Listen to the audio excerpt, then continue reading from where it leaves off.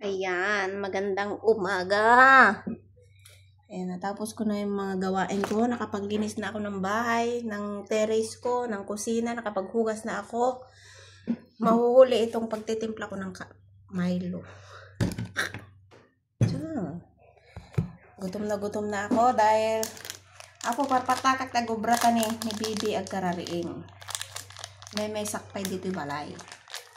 Awan ti kadwani. Iso nga apo nagrigat ngayon nga talaga.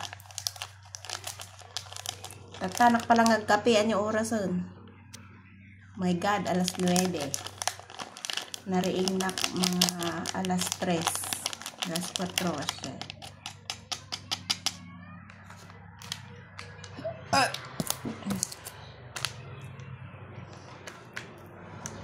Oras na para magkape. Charot.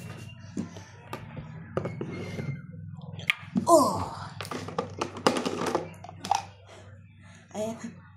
Tinatakak pa yung tanda nga mahaluan itinawasa. Wilkins. Kasi ito yung tinitempla ko kay baby.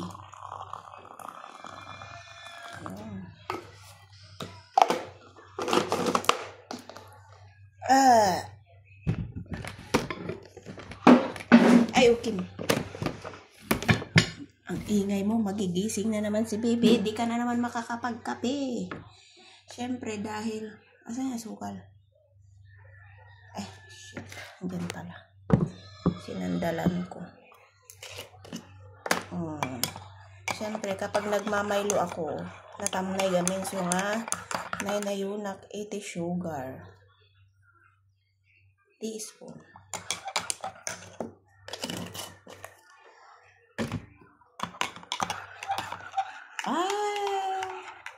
Bongga. Jerovi.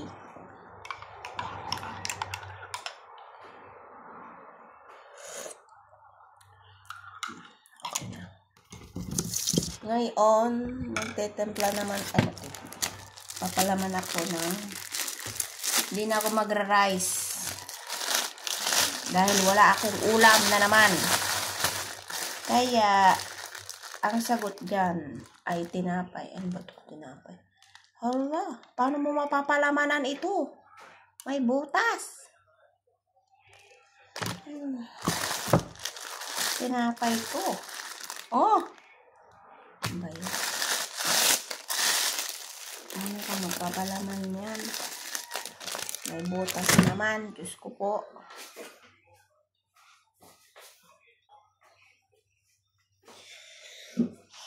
Yo.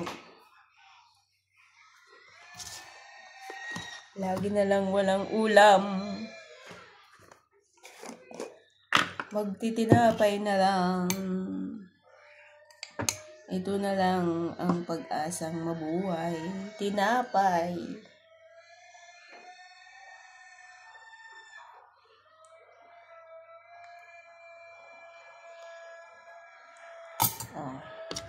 Solve. First bite. Nag-brush na tapos nagkape na.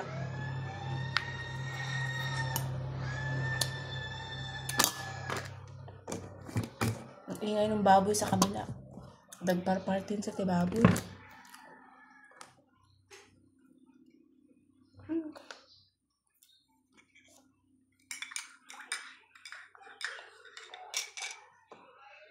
Sang tangadan naman di aso ko.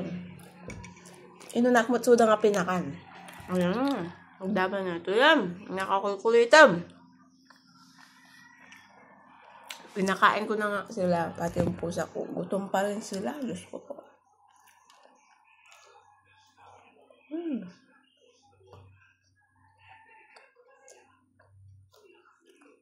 Tapos tigam si Biag si Ina.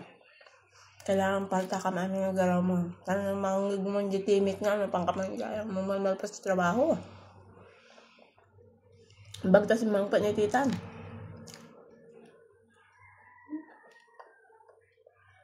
Di kalman na nipod. Di kalman ang kami ng anti-rice. Kasi awan ni tita nga tagaluto.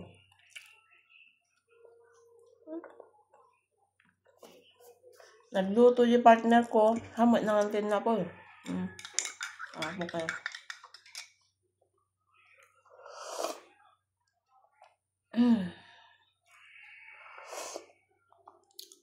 Perfect match.